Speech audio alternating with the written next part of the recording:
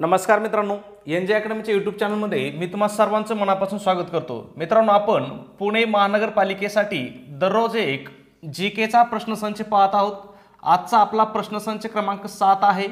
या अगोदरचे प्रश्नसंच तुम्हाला काय करायचे आहेत, प्लेलिस्टमध्ये जाऊन पाहायचे आहेत। ते सुद्धा काय आहेत, पुणे महानगरपालिका भरतीच्या दृष्टीने अतिशय उपयुक्त असे प्रश्नसंच आहेत। मग आजचा आपला पहिला प्रश्न काय पहा, सेनापती बापट यांच्या समवेत मुळशी सत्याग्रहात खालीलपैकी कोण सहभागी झाले होते। काय विचारलंय की मुळशी सत्याग्रहामध्ये सेनापती बापट यांच्या सोबत कोण सहभागी झाले होते। ऑप्शन काय दिलेत, कृष्णराव भालेकर, दिनकरराव जवळकर, तात्यासाहेब करंदीकर आणि श्रीपतराव शिंदे। तर यापैकी तात्यासाहेब करंदीकर हे काय झाले होते, मुळशी सत्याग्रहामध्ये सहभागी झाले होते। आता या ठिकाणी तुम्हाला लक्षात ठेवायचं आहे, मुळशी सत्याग्रह कुणी केला असा जर प्रश्न आला किंवा मुळशी सत्याग्रहात कुणाचा सहभाग होता तर त्याचं उत्तर काय द्यायचं तुम्हाला, सेनापती बापट यांनी। ओके, मुळशी सत्याग्रह कुणी केला, सेनापती बापट यांनी केला। त्याचबरोबर सेनापती बापट यांचं पूर्ण नाव काय असं जर प्रश्न आला तर काय लिहायचंय, पांडुरंग महादेव बापट। कारण परीक्षेमध्ये खूप वेळेस यांचं पूर्ण नाव विचारलेलं आहे। त्यांचा जन्म कुठे झाला हे सुद्धा विचारलेलं आहे। तर जन्म पारनेर या ठिकाणी झाला होता। पारनेर कुठे आहे तर अहमदनगर जिल्ह्यामध्ये आहे।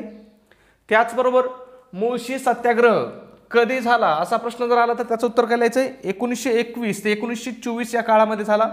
कुठे झाला तर पुणे जिल्ह्यातील मुळशी या ठिकाणी काय झालं होतं पहा, टाटा कंपनी एक धरण बांधणार होती। त्या धरणामध्ये ज्या शेतकऱ्यांच्या जमिनी जाणार होत्या किंवा जे तिथून स्थलांतरित होणार होते त्यांच्यासाठी काय केला होता, मुळशी सत्याग्रह केला होता। ओके, म्हणजे त्या धरणग्रस्त लोकांसाठी।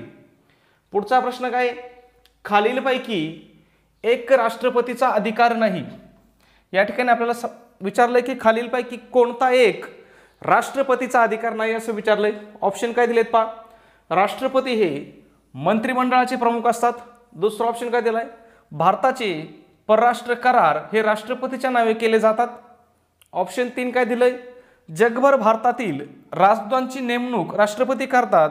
आणि ऑप्शन 4 काय दिलंय, दरवर्षीच्या संसदेच्या अधिवेशनाची सुरुवात राष्ट्रपती आपल्या अभिभाषणाने करतात। ओके, मग यापैकी कोणतं विधान चुकीचं आहे किंवा कोणता राष्ट्रपतीचा अधिकार नाही असं आपल्याला विचारलेलं आहे। तर यापैकी ऑप्शन क्रमांक 1 हे काय चुकीचं आहे किंवा हा राष्ट्रपतींचा अधिकार नाही आहे। मग मंत्रिमंडळाचे प्रमुख कोण असतात तर पंतप्रधान। लक्षात असू द्या, पंतप्रधान हे काय असतात, मंत्रिमंडळाचे प्रमुख असतात। बाकीचे जे तिन्ही कार्य आहेत हे कोण करतात, राष्ट्रपती करतात। म्हणजे भारताचे जे परराष्ट्र करार आहेत हे कुणाच्या नावे होतात, राष्ट्रपतीच्या नावे होतात। राजदूतांची नेमणूक कोण करतं, राष्ट्रपती करतात। आणि राष्ट्रपतीच्या अभिभाषणाने संसदेच्या काय होते, अधिवेशनाची सुरुवात होते। ओके, पुढच्या प्रश्नाकडे जाऊ। प्रश्न क्रमांक किती आहे, 3 आहे। काय विचारलंय, आधुनिक भारताचे जनक, प्रबोधनाचे अग्रदूत या शब्दात खालीलपैकी कोणत्या समाजसुधारकाचा गौरव केला जातो। लक्षात असू द्या, आधुनिक भारताचे जनक आणि प्रबोधनाचे अग्रदूत हे राजा राममोहन राय यांना म्हटलं जातं। आधुनिक भारताचे जनक कुणास म्हटलं जातं असा प्रश्न आला तर काय उत्तर लिहायचंय, राजा राममोहन राय। त्याचबरोबर प्रबोधनाचे अग्रदूत सुद्धा कुणाला म्हटलं जातं तर ते राजा राममोहन राय यांनाच म्हटलं जातं। मग राजा राममोहन राय यांचा जन्म कुठे झाला होता पहा, हुगळी या ठिकाणी झाला होता। कधी झाला होता, 22 मे 1772 रोजी। ओके, त्याचबरोबर राजा राममोहन राय यांनी पहा संवाद कौमुदी हे काय केलं होतं पहा, बंगाली भाषेतील वृत्तपत्र सुरू केलं होतं। कधी सुरू केलं होतं तर ते 1821 ला केलं होतं। आणि 1822 ला काय केलं होतं पहा त्यांनी, मिरत उल अखबार हे वृत्तपत्र केलं होतं। हे कोणत्या भाषेतून होतं, हे पार्शियन मधून होतं। ओके, त्याचबरोबर 1828 साली प्रेसिडेन्सी कॉलेज सुरू केलं होतं। कुणी केलं होतं, राजा राममोहन राय यांच्याबद्दल बोलतोय आपण। त्यांच्याबद्दल अजून एक गोष्ट तुम्हाला लक्षात ठेवायचं आहे, हिंदू कॉलेज सुद्धा त्यांनी सुरू केलं होतं। हिंदू कॉलेज कधी केलं होतं पहा, 1817 ला केलं होतं। आणि वेदांत कॉलेज कधी, 1825 ला। लक्षात ठेवायचं, हे सगळं राजा राममोहन राय यांनी केलं होतं। ओके, त्याचबरोबर पहा आत्मीय सभेची स्थापना सुद्धा त्यांनी केली होती, राजा राममोहन राय यांनीच केली होती। कधी केली होती, 1815 ला केली होती। आणि सगळ्यात इम्पॉर्टंट आहे, ब्राह्मो समाजाची स्थापना कोणी केली, खूप वेळेस परीक्षेमध्ये प्रश्न आलेला आहे। तर ब्राह्मो समाजाची स्थापना कोणी केली, राजा राममोहन राय यांनी केली। कधी केली, 1828 ला केली होती. ओके, त्यात लक्षात असू द्या राजा राममोहन रायांना काय होती, मूर्तीपूजा मान्य नव्हती. ओके, आणि जे 1829 ला सतीप्रथा बंदी कायदा झाला होता हा कोणामुळे झाला होता, तर सती प्रथेला केलेल्या विरोधामुळे 1829 साली काय केला होता, लॉर्ड विल्यम बेंटिंकने काय केला होता, सती प्रतिबंधी कायदा केला होता. ओके, लक्षात असू द्या, खूप महत्वाची माहिती आहे. ओके, पुढचा प्रश्न आहे 4 नंबर. काय विचारले, खालीलपैकी कोणती नदी बंगालच्या उपसागरास मिळत नाही, नाही असं विचारलेलं आहे. ऑप्शन काय आहेत, गोदावरी, ब्रह्मपुत्रा, गंगा आणि यमुना. तुमच्या लक्षात आलं असेल यापैकी यमुना ही नदी काय होत नाही, बंगालच्या उपसागरास मिळत नाही. म्हणजे गोदावरी, ब्रह्मपुत्रा आणि गंगा या तिन्ही नद्या कुठे जाऊन मिळतात, तर त्या बंगालच्या उपसागरात जाऊन मिळतात. लक्षात असू द्या, कुठे जाऊन मिळतात, बंगालच्या उपसागरास.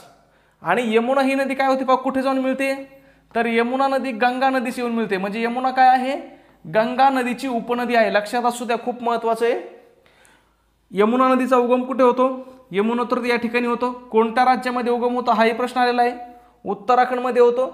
आणि लांबी किती आहे तिची, 1376 किलोमीटर आहे. ओके, त्याचबरोबर सगळ्यात महत्त्वाचं की यमुना नदीच्या काठावरील शहरे कोणते आहेत याच्यावरती खूप वेळेस प्रश्न आलेला आहे. मग कोणते शहर आहेत पहा, दिल्ली आहे, नोएडा आहे, आग्रा आहे आणि मथुरा आहे. ताजमहल यमुना नदीच्या किनारी आहे, हे लक्षात असू द्या. ओके, आणि यमुना आणि गंगाचा संगम कुठे होतो, तर प्रयागराज या ठिकाणी होतो. ओके, पुढचा प्रश्नाकडे जाऊया. प्रश्न क्रमांक किती आहे, प्रश्न क्रमांक 5 आहे.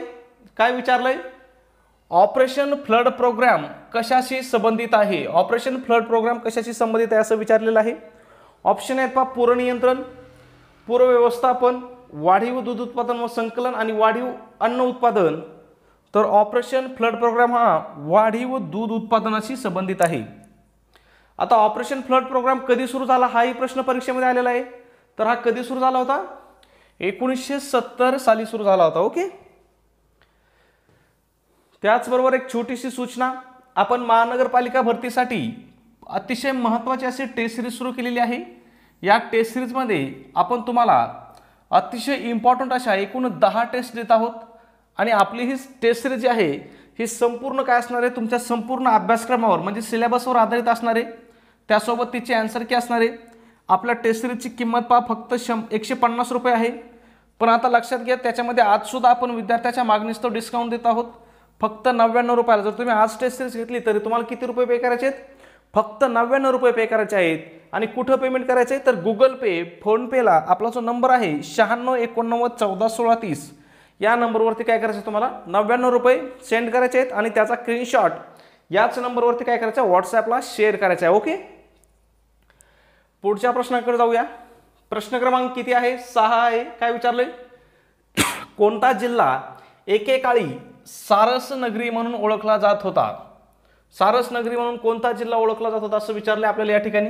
आता सारस म्हणजे काय हे लक्षात घ्या, तर सारस म्हणजे तलाव, सारस म्हणजे काय, तलाव. मग ओके, तुमच्या लक्षात आलं असेल तलावांचा जिल्हा काय, गोंदियाला म्हटलं जातं. म्हणजे सारस नगरी कोणत्या जिल्ह्याला म्हटलं जायचं, गोंदिया जिल्ह्याला म्हटलं जायचं. पुढच्या प्रश्नाकडे जाण्या अगोदर मित्रांनो, अजूनही बरेच विद्यार्थी असे आहेत की जे आपले व्हिडिओ दररोज नियमितपणे बघतात, परंतु त्यांनी अजूनही आपल्या चॅनलला सबस्क्राईब केलं नाही. तर मित्रांनो लगेच सबस्क्राईब करून घ्या. सबस्क्राईब केल्यामुळे काय होईल, जेणेकरून आपले जे नवीन व्हिडिओ येतील त्याचं नोटिफिकेशन काय होईल, तुमच्यापर्यंत पोहोचेल. म्हणजे तुम्हाला आपले येणारे नवीन व्हिडिओ काय होतील, ऑटोमॅटिक दिसतील. त्यासाठी काय करायचं, तुम्हाला फक्त चॅनलला सबस्क्राईब करायचं आहे आणि व्हिडिओला लाईक करायचं आहे. त्याचबरोबर आपला व्हिडिओ तुम्हाला कसा वाटतो हे सुद्धा कमेंटमध्ये सांगत चला. ओके, पुढचा प्रश्न आहे 7 number. Jim Corbett national park कोणत्या राज्यात आहे. काय विचारलंय, जिम कॉर्बेट नॅशनल पार्क कोणत्या राज्यात आहे. मग ते कोणत्या राज्यामध्ये आहे, तर ते उत्तराखंड राज्यामध्ये आहे. ओके, आता ही माहिती लक्षात ठेवा. 1956 साली काय केलं होतं, जिम कॉर्बेट यांचे नाव देऊन या उद्यानाला काय केलं होतं, राष्ट्रीय उद्यानाचा दर्जा देण्यात आला होता. आता हे कशासाठी आहे, जिम कॉर्बेट नॅशनल पार्क किंवा जिम कॉर्बेट राष्ट्रीय उद्यान कशासाठी प्रसिद्ध आहे, तर ते कशासाठी प्रसिद्ध आहे, वाघांसाठी प्रसिद्ध आहे. खूप महत्त्वाचं आहे, लक्षात असू द्या. आता हे जे जिम कॉर्बेट होते, जिम कॉर्बेट कोण होते माहिती आहे का, तर ते एक शिकारी होते. त्यांचं नाव या राष्ट्रीय उद्यानाला देण्यात आलेलं आहे. कोणत्या राज्यामध्ये आहे? उत्तराखंड राज्यामध्ये आहे. आणि भारतातील पहिले राष्ट्रीय उद्यान कोणतं असं जर प्रश्न आला तर त्याचं उत्तर सुद्धा काय लिहायचंय? जिम कॉर्बेट हेच लिहायचंय, कारण हेच काय आहे भारतातील पहिले राष्ट्रीय उद्यान आहे. पुढचा प्रश्न आहे आपला प्रश्न क्रमांक 8 आहे. या ठिकाणी काय विचारले पहा आपल्याला, खालीलपैकी कोणते पक्षी अभयारण्य नाही? काय विचारलंय? खालीलपैकी कोणते पक्षी अभयारण्य नाही? ऑप्शन दिलेत पहा आपल्याला, सलीम अली, केवलदेव, नाल सरोवर आणि ताडोबा. तर तुमच्या लक्षात आलं असेल यापैकी कोणतं पक्षी अभयारण्य नाही? तर ताडोबा हे पक्षी अभयारण्य नाही. ताडोबा या ठिकाणी काय आहे? व्याघ्र प्रकल्प आहे. लक्षात ठेवायचंय, ताडोबा काय आहे? व्याघ्र प्रकल्प आहे, म्हणजे व्याघ्र अभयारण्य आहे. मग आता या ठिकाणी तुम्हाला लक्षात ठेवायचंय, सलीम अली पक्षी अभयारण्य कोणत्या राज्यात आहे? खूप वेळेस प्रश्न आलेला आहे. कोठे आहे? गोवा या ठिकाणी आहे. नाल सरोवर कुठे आहे? अहमदाबाद मध्ये आहे. अहमदाबाद कोणत्या राज्यात आहे? तर ते गुजरात राज्यामध्ये आहे. ओके. त्याचबरोबर केवलदेव पक्षी अभयारण्य कुठे आहे? तर ते भरतपूर या ठिकाणी आहे. यालाच भरतपूर पक्षी अभयारण्य पण म्हटलं जातं. हे कोणत्या राज्यामध्ये आहे? हे राजस्थान राज्यामध्ये आहे. खूप महत्त्वाचं आहे. भारतातील सगळ्यात प्रसिद्ध पक्षी अभयारण्य कोणतं आहे? भरतपूर पक्षी अभयारण्य आहे. कोणत्या राज्यामध्ये आहे? राजस्थानमध्ये आहे. त्याचबरोबर तुम्हाला हे पण लक्षात ठेवायचं आहे की नांदूर मध्यमेश्वर जे अभयारण्य आहे, कोणतं अभयारण्य? पक्षी अभयारण्य नांदूर मध्यमेश्वर हे कुठे आहे? नाशिक जिल्ह्यात आहे. याला काय म्हटलं जातं? महाराष्ट्राचे भरतपूर म्हटलं जातं. खूप वेळेस परीक्षेत प्रश्न आलेला आहे की महाराष्ट्राचे भरतपूर कशास म्हटले जाते? मग कोणत्या पक्षी अभयारण्याला म्हटले जाते? तर नांदूर मध्यमेश्वर या पक्षी अभयारण्याला म्हटले जाते. ओके. पुढचा प्रश्न आहे आपला प्रश्न क्रमांक 9 आहे. या ठिकाणी काय विचारलंय पहा, पंचायत समितीचा सचिव कोण असतो? काय विचारलंय? पंचायत समितीचा सचिव कोण असतो असं विचारलं आपल्याला. मग त्याचं योग्य उत्तर काय आहे? तर गट विकास अधिकारी. काय? गट विकास अधिकारी हा काय असतो? पंचायत समितीचा सचिव असतो. त्यालाच काय म्हणतात? BDO, block development officer. लक्षात असू द्या, काही वेळेस तुम्हाला BDO हा पण ऑप्शन असू शकतो. ओके. मग या ठिकाणी पहा तुम्हाला अजून लक्षात ठेवायचं आहे, ग्रामपंचायतीचा सचिव कोण असतो? तर तो ग्रामसेवक असतो. आणि जिल्हा परिषदेचा सचिव कोण असतो? तर उपमुख्य कार्यकारी अधिकारी असतो. कोण असतो? हे खूप महत्त्वाचं आहे, इम्पॉर्टंट आहे, लक्षात ठेवा. या ठिकाणी बऱ्याच मुलांचं कन्फ्युजन होतं. मग जिल्हा परिषदेचा सचिव कोण असतो असं ज्यावेळेस तुम्हाला प्रश्न येईल त्याचं उत्तर काय लिहायचं तुम्हाला? उपमुख्य कार्यकारी अधिकारी लिहायचे. त्यांनाच इंग्लिशमध्ये काय म्हणतात? तर डेप्युटी CEO असं म्हणतात. ओके. खूप महत्त्वाचे ते तिन्ही सचिव तुम्हाला पाठ करायचे. याच्यावरती परीक्षेमध्ये भरपूर वेळेस परीक्षेमध्ये प्रश्न आलेला आहे. ओके. पुढचा प्रश्न काय आहे? प्रश्न क्रमांक 10 आहे. काय विचारलंय? भारतात राष्ट्रीय मानवी हक्क आयोगाची स्थापना. काय विचारलंय? राष्ट्रीय मानवी हक्क आयोगाची स्थापना कोणत्या वर्षी झाली असं विचारलेलं आहे.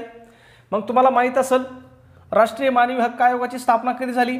1993 ला झाली. त्याचबरोबर राष्ट्रीय मानवी हक्क कायदा कधीचा आहे हाही प्रश्न परीक्षेत येऊ शकतो. मग कायदा सुद्धा कधीचा आहे? तर 1993चाच आहे. म्हणजे लक्षात ठेवा, राष्ट्रीय मानवी हक्क आयोगाची स्थापना कधी झाली? 1993 ला झाली. राष्ट्रीय मानवी हक्क कायदा कधीचा आहे? तर 1993चा आहे. ओके. त्याचबरोबर हे पण लक्षात ठेवा, आयोगाचं मुख्यालय कोठे आहे? दिल्ली या ठिकाणी आहे. आणि आयोगाचे पहिले अध्यक्ष कोण होते? रंगनाथ मिश्रा. हे काय होते? राष्ट्रीय मानवी हक्क आयोगाचे पहिले अध्यक्ष होते. सध्याचे अध्यक्ष कोण आहेत? तर अरुण मिश्रा. हे काय आहेत? सध्याचे अध्यक्ष आहेत. आणि आयोगाची रचनेवरती सुद्धा खूपच प्रश्न आलेले आहेत. तर याच्यामध्ये काय असतात? अध्यक्ष आणि 5 सदस्य असतात. म्हणजे एक अध्यक्ष आणि 5 सदस्य असतात.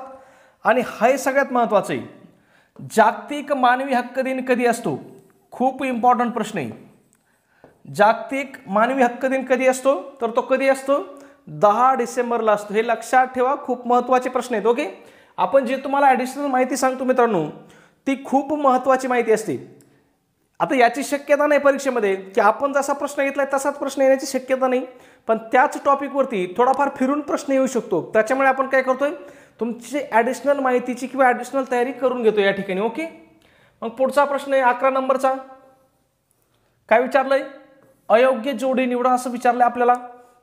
जोड्या काय दिल्यात पाहूया. नाशिक एकलहरे, जळगाव फेकरी, बीड पारस, नागपूर कोराडी. आता तुमच्या लक्षात आलं असेल या ठिकाणी पहिला काय दिलेलं आहे आपल्याला? जिल्हा दिलेला आहे आणि दुसरं काय आहेत आपल्याला विचारलेलं आहे या ठिकाणी औष्णिक विद्युत केंद्र. कोणतं विद्युत केंद्र? औष्णिक विद्युत केंद्र, हे लक्षात ठेवा. ओके, म्हणजे याच्यामध्ये काय पहा, एकलहरे या ठिकाणी काय आहे? औष्णिक विद्युत केंद्र आहे. फेकरी या ठिकाणी काय आहे? औष्णिक विद्युत केंद्र आहे. पारस या ठिकाणी सुद्धा काय आहे? औष्णिक विद्युत केंद्र आहे. आणि कोराडी या ठिकाणी सुद्धा काय आहे? औष्णिक विद्युत केंद्र आहे. फक्त आपल्याला विचारले काय की नाशिक जिल्ह्यात एकलहरे असं आपल्याला सांगितलंय. मग आपल्याला अयोग्य जोडी म्हणजे चुकीची जोडी ओळखायची. मग नाशिकमध्ये एकलहर हे काय बरोबर आहे. जळगावमध्ये फेकरी आहे. आपण त्या दिवशी तुम्हाला शेवटचा प्रश्न विचारला होता मी आपल्या एका व्हिडिओमध्ये. बीडमध्ये पारस हे दिले पहा, ही जोडी काय चुकीची आहे. बीडमध्ये कोणतं औष्णिक विद्युत केंद्र आहे? तर परळी आहे. कोणतं आहे? परळी आहे. खूप महत्त्वाचं आहे. परळीवरती खूप वेळेस प्रश्न आलेला आहे. त्याचबरोबर या ठिकाणी अजून असा एक प्रश्न आलेला आहे की परळी औष्णिक केंद्रामधील वीज कोणत्या जिल्ह्यांना पुरवली जाते किंवा कोणत्या जिल्ह्याद्वारे वापरली जाते. मग लक्षात असू द्या, बीडमध्ये केंद्र आहे म्हटलं बीड वापरणार. त्याचबरोबर औरंगाबाद, बीड, औरंगाबाद आणि लातूर या 3 जिल्ह्याला काय होती? परळी या ठिकाणाहून वीज पुरवली जाते. ओके, नागपूर या ठिकाणी कोणतं औष्णिक विद्युत केंद्र आहे? तर कोराडी आहे. हे पण तुम्हाला सगळे लक्षात ठेवायचे आहेत. आणि हे सगळे काय आहेत? औष्णिक विद्युत केंद्र आहेत. औष्णिक विद्युत केंद्र, जलविद्युत केंद्र, अणुविद्युत केंद्र याच्यातील फरक लक्षात घ्या. ओके, पुढच्या प्रश्नाकडे जाऊ. प्रश्न क्रमांक किती आहे? 12 आहे. काय विचारलंय? जालियनवाला बाग, अमृतसर येथे निरपराध लोकांवर अमानुष गोळीबार करणारा अधिकारी कोण? मग कोण होता तो गोळीबार करणारा अमानुष अधिकारी? तर तो होता जनरल डायर. कोण होता? जनरल डायर. आता खूप महत्त्वाचं आहे, जालियनवाला बाग हत्याकांड कोणत्या शहरात झालं होतं? तर ते अमृतसर या ठिकाणी झालं होतं. लक्षात असू द्या. कधी झालं होतं हाही प्रश्न परीक्षेमध्ये विचारलेला आहे. 13 एप्रिल 1919ला झालेलं आहे. महत्त्वाची तारीख आहे, लक्षात ठेवा. पुढचा प्रश्न काय आहे? प्रश्न क्रमांक 13 आहे. काय विचारलंय? शेवटचे भारतीय गव्हर्नर जनरल कोण होते? कधीचे विचारलंय? पहा, शेवटचे आणि भारतीय विचारलंय. मग शेवटचे भारतीय गव्हर्नर जनरल कोण होते? तर ते सी राजगोपालचारी होते. कोण होते? सी राजगोपालचारी. आता या ठिकाणी पहा, जर इथं प्रश्न आला शेवटच्या ऐवजी जर पहिले भारतीय गव्हर्नर जनरल कोण होते, म्हणजे भारताचे पहिले भारतीय विचारतो मी, पहिले भारतीय गव्हर्नर जनरल कोण होते? सी राजगोपालचारी हेच होते. ओके, आणि शेवटचे पण कोण होते? तेच होते. म्हणजे भारतीय व्यक्ती एकमेव अशी व्यक्ती आहे सी राजगोपालचारी की ते काय झाले होते? गव्हर्नर जनरल झाले होते. म्हणजे पहिले आणि शेवटचे कोण आहेत? तेच आहेत. ओके, पुढच्या प्रश्नाकडे जाऊ. काय विचारले पहा, खालीलपैकी कोणत्या संस्थेचा सर्वोत्तम सुरक्षा हा नारा आहे? खाली आपल्याला 4 ऑप्शन दिलेत आणि विचारले आपल्याला यापैकी कोणत्या संस्थेचा नारा, पुन्हा लक्षात ठेवा, सर्वोत्तम सुरक्षा हा नारा म्हणजे हे ब्रीदवाक्य कोणत्या संस्थेचा आहे असं आपल्याला या ठिकाणी प्रश्नामध्ये विचारलेलं आहे. ऑप्शन काय आहेत पहा, मराठा लाईट इन्फंट्री, सीमा सुरक्षा बल, भारतीय हवाई दल आणि राष्ट्रीय सुरक्षा रक्षक. मग हे कुणाचा नारा आहे? तर हा राष्ट्रीय सुरक्षा रक्षक दलाचा. त्यालाच आपण काय म्हणतो? NSG, national security guard. NSGची स्थापना कधीची आहे? 1984ची आहे. NSG ऍक्ट कधीचा आहे? हा प्रश्न सुद्धा परीक्षेत आलेला आहे. 1986चा आहे. आणि या NSGने पहा जे ऑपरेशन ब्लू स्टार झालं होतं, कधी झालं होतं ऑपरेशन ब्लू स्टार? आपण कालच्या प्रश्नामध्ये सुद्धा पाहिलं होतं. 1984ला झालं होतं. कुठं झालं होतं? अमृतसर या ठिकाणच्या सुवर्ण मंदिरामध्ये झालं होतं. मग ते ऑपरेशन ब्लू स्टार कोणी केलं होतं? तर ह्या NSGने केलं होतं. म्हणजे यालाच काय म्हणतात इंग्लिशमध्ये? नॅशनल सिक्युरिटी गार्ड, राष्ट्रीय सुरक्षा रक्षक. ओके, त्याच्याबद्दल आपण ती ॲडिशनल माहिती पाहिली. पहा या ठिकाणी पुन्हा आपण घेतलेली पहा, NSGचं फुल फॉर्म काय आहे? नॅशनल सिक्युरिटी गार्ड, त्यालाच राष्ट्रीय सुरक्षा रक्षक म्हणतात. पहा स्थापना कधीची आहे? 1984ची आहे. कायदा कधीचा आहे? 1986चा आहे. आणि ऑपरेशन ब्लू स्टार हे काय केलं होतं? NSGने केलं होतं. हे महत्त्वाचं आहे, लक्षात ठेवा. ऑपरेशन ब्लू स्टार कधी झालं होतं? 1984ला झालं होतं. कुठे झालं होतं? अमृतसर शहरामध्ये झालं होतं. पुढचा प्रश्न काय? प्रश्न क्रमांक 15 आहे. काय विचारलंय? बॉम्बे असोसिएशन या संघटनेची स्थापना कोणी केली? खूप महत्त्वाचं आहे. बॉम्बे असोसिएशनची स्थापना कोणी केली? परीक्षेमध्ये आतापर्यंत खूप वेळेस प्रश्न हा रिपीट झालेला आहे. मग बॉम्बे असोसिएशनची स्थापना कोणी केली होती? तर ती नाना जगन्नाथ शंकर शेठ यांनी केली होती. कोणी केली होती? नाना जगन्नाथ शंकर शेठ यांनी केली होती. कधी केली होती? 1852ला केली होती. ओके, कधी? 1852. आणि कुठं केली होती? तर ती मुंबई या ठिकाणी केली होती. कुठं? मुंबई या ठिकाणी. आणि नाना जगन्नाथ शंकर शेठ यांनाच मुंबईचे अनसभिक्त सम्राट असं सुद्धा म्हटलं जातं, हे पण लक्षात असू द्या. ओके, पुढचा प्रश्न काय? प्रश्न क्रमांक 16 आहे, जगातील सर्वात मोठ्या नदीचे नाव काय? आता या ठिकाणी काय होतं पहा, प्रश्न अतिशय सोपा आहे, पण मी मुद्दाम प्रश्न हा या ठिकाणी घेतलेला आहे. सोपा आहे प्रश्न, मला पण माहिती आहे प्रश्न सोपा आहे, पण मुद्दाम काय घेतलाय? तर विद्यार्थ्यांमध्ये काय होतं, ही ॲमेझॉन नदी आणि नाईल नदी या दोघांमध्ये काय होतं, कन्फ्युजन होतं. मग आता या ठिकाणी लक्षात ठेवा, इथं काय विचारलं आपल्याला? मोठ्या विचारलेलं आहे. मग सगळ्यात मोठी नदी कोणती आहे? ॲमेझॉन नदी आहे. कोणती नदी आहे? ॲमेझॉन नदी ही सगळ्यात मोठी आहे. म्हणजे तिचं ॲमेझॉन नदीचं जे खोरं आहे आणि पाण्याचं प्रमाण आहे हे काय सर्वात जास्त आहे. परंतु जर या ठिकाणी मोठ्याऐवजी जर आपल्याला विचारलं की लांब नदी कोणती, काय जगातील सर्वात लांब नदी कोणती, असं ज्यावेळेस आपल्याला विचारलं जाईल त्यावेळेस आपल्याला उत्तर काय लिहायचंय? नाईल नदी उत्तर लिहायचंय. आता या ठिकाणी हे पण लक्षात ठेवा, ॲमेझॉन नदी कोणत्या खंडामध्ये आहे? तर दक्षिण अमेरिका खंडामध्ये आहे. पहा, खूप वेळेस विचारलेलं आहे, कोणत्या खंडामध्ये आहे? दक्षिण अमेरिका खंडामध्ये आहे. आणि हिचा बराचसा भाग काय आहे? ब्राझील या देशामध्ये येतो. हे पण लक्षात असू द्या. कोणत्या देशात आहे असं प्रश्न आला तर काय लिहायचंय? ब्राझील लिहायचंय. नाईल नदी कुठे आहे? नाईल नदी दक्षिण आफ्रिका खंडात आहे. आता ही दक्षिण अमेरिका आणि ही कोणता? दक्षिण आफ्रिका. ओके, कोणत्या देशात आहे? तर इजिप्त. इजिप्त कशासाठी प्रसिद्ध आहे? पिरॅमिडसाठी प्रसिद्ध आहे. ओके, त्याचबरोबर ज्यावेळेस इथं प्रश्न विचारला जाईल भारतातील काय, भारतातील सर्वात मोठ्या नदीचे नाव काय, मग भारतातील सर्वात मोठी नदी कोणती आहे? गंगा आहे. जर या ठिकाणी मोठ्याऐवजी जर पुन्हा लांब विचारलं भारतातील सर्वात लांब नदीचे नाव काय, तर ते सुद्धा काय येणार आहे? गंगाच येणार आहे. म्हणजे भारतातील सर्वात लांब नदी कोणती आहे? गंगाच आहे. सर्वात मोठी नदी कोणती आहे? गंगाच आहे. आणि जर या ठिकाणी दक्षिण भारतातील विचारलं काय, दक्षिण भारतातील सर्वात मोठ्या नदीचं नाव काय आहे, तर ती काय आहे? आपली गोदावरी नदी. कोणती नदी? गोदावरी. सगळ्यात लांब विचारू, सगळ्यात मोठी विचारू, काय लिहायचंय? गोदावरी लिहायचंय. दक्षिण गंगा म्हणून कोणत्या नदीला ओळखलं जातं असा ज्यावेळेस प्रश्न येईल त्यावेळेस सुद्धा उत्तर गोदावरी लिहायचंय. आणि जर गोदावरी पर्याय नसेल तर मात्र त्यावेळेस दक्षिण गंगा म्हणून कावेरी सुद्धा लिहायचंय. ओके, कारण काही वेळेस बऱ्याच ठिकाणी प्रश्नात कावेरी हा सुद्धा पर्याय बरोबर दिलेला आहे, त्याच्यामुळे लक्षात ठेवायचंय. जर गोदावरी आणि कावेरी दोन्ही ऑप्शन असतील तर त्यावेळेस गोदावरी लिहायचंय. दक्षिण गंगा म्हणून विचारतोय मी, पुन्हा कन्फ्युजन होईल तुमचं. ज्यावेळेस तुम्हाला प्रश्न येईल की दक्षिण गंगा म्हणून कोणत्या नदीस ओळखतात किंवा कोणत्या नदीला दक्षिण गंगा म्हणतात, तर उत्तर तुम्हाला काय लिहायचंय? गोदावरी लिहायचंय. आणि जर गोदावरी हा ऑप्शन नसेल, गोदावरी हा जर पर्याय दिलेला नसेल तर तुम्हाला काय लिहायचंय? कावेरी नदी हे तुम्हाला उत्तर लिहायचंय. त्याचबरोबर गोदावरी नदीला अजून एक नाव आहे, त्याला काय म्हणतात? वृद्ध गंगा म्हणतात. ओके, मग हे सुद्धा तुम्हाला काय करायचं? सगळं लक्षात ठेवायचंय. पुढचा प्रश्न आहे, प्रश्न क्रमांक 17 आहे. काय विचारलंय? महाराष्ट्रात सर्वात जास्त साखर कारखाने कोणत्या जिल्ह्यात आहेत? सोपा प्रश्न आहे, पण हा सुद्धा खूप कन्फ्युजन करणारा प्रश्न आहे. मग सर्वात जास्त साखर कारखाने कोणत्या जिल्ह्यामध्ये आहेत? तर ते सोलापूरमध्ये आहेत. कोणत्या जिल्ह्यामध्ये आहेत? सोलापूरमध्ये आहेत. आणि या ठिकाणी सर्वात जास्त ऊस कोणत्या जिल्ह्यात आहे असं जर प्रश्न आला तर काय उत्तर लिहितात? सर्वात जास्त ऊस कोणत्या जिल्ह्यात आहे असं जर प्रश्न आला तर उत्तर लिहायचे कोल्हापूर. कोणत्या जिल्ह्यामध्ये सर्वात जास्त ऊसाखाली क्षेत्र आहे? कोल्हापूरमध्ये आहे. पण कारखाने कुठे आहेत? कारखाने सोलापूरमध्ये आहेत. लक्षात येतंय? आणि जर तुम्हाला प्रश्न आला सहकारी तत्वावरील पहिला कारखाना कुठे चालू झाला, तर तो कुठे चालू झाला? अहमदनगर जिल्ह्यामध्ये चालू झाला होता, प्रवरानगर या ठिकाणी. आणि आशिया खंडातील सर्वात मोठा सहकारी साखर कारखाना कोणत्या जिल्ह्यात आहे असं जर प्रश्न आला तर त्याचं उत्तर लिहायचं तुम्हाला सांगली.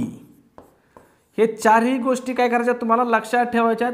या टॉपिकवरती जर प्रश्न आला तर या चारीपैकीच येऊ शकतो. काय येऊ शकतो? सर्वात जास्त साखर कारखाने कोणत्या जिल्ह्यात आहेत? सोलापूरमध्ये आहेत. सर्वात जास्त ऊस उत्पादन कोणत्या जिल्ह्यात होतं? कोल्हापूरमध्ये होतं. आशिया खंडातील पहिला सहकारी तत्वावरील साखर कारखाना कुठे काढला? अहमदनगर जिल्ह्यातील. आणि आशिया खंडातील सर्वात मोठा सहकारी साखर कारखाना कुठे आहे? तर सांगलीमध्ये आहे. ओके. पुढचा प्रश्न काय आहे? भारताने कोणत्या देशासोबत चाबहार रेल्वे प्रकल्प राबविला आहे? मग कोणत्या देशासोबत राबवलेला आहे? कोणता? चाबहार रेल्वे प्रकल्प. तर इराण सोबत आहे. आणि चाबहार बंदर हे सुद्धा भारताने विकसित केलेलं बंदर आहे. कोणत्या देशात केलेलं आहे हा प्रश्न येतो. त्याचं उत्तर सुद्धा इराण लिहायचं आहे. ओके. पुढच्या प्रश्नाकडे जाऊ.